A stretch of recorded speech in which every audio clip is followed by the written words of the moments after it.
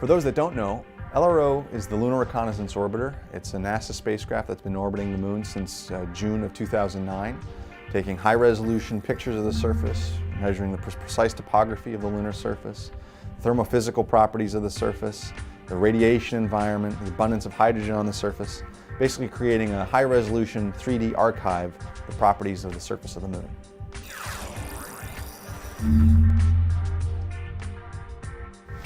An eclipse is a unique event. It happens a few times every year.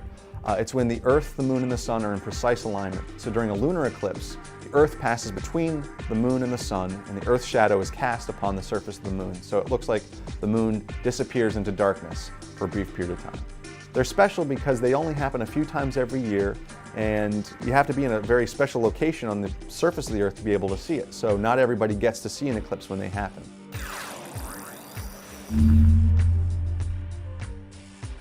So on April 15th, there's going to be a lunar eclipse. It's going to happen very early in the morning, and it's going to be a total lunar eclipse, so the moon will pass completely into the shadow of the Earth.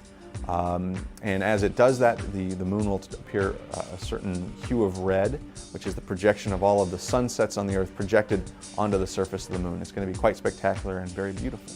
What we see in this animation is a recreation of LRO orbiting the moon during the upcoming eclipse. When the moon passes into the Earth's umbra, the Earth's shadow, that's when it is completely blocked from the sun, and we see the effect of Earth's sunsets being projected onto the lunar surface. That's why it turns a hue of red. When the moon comes out of the Earth's umbra, it begins to look, as we've always seen it, this beautiful, bright, gray orb in the sky.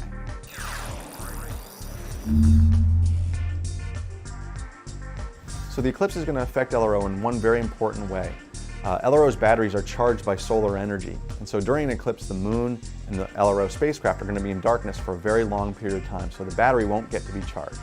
So we're going to be turning off all of the instruments on LRO so we don't drain the battery. We'll be monitoring real time how the battery is doing during the eclipse, but we won't be making any scientific observations during this eclipse. When the spacecraft comes out of the eclipse, the battery will slowly charge back up again, and then we can turn the instruments back on.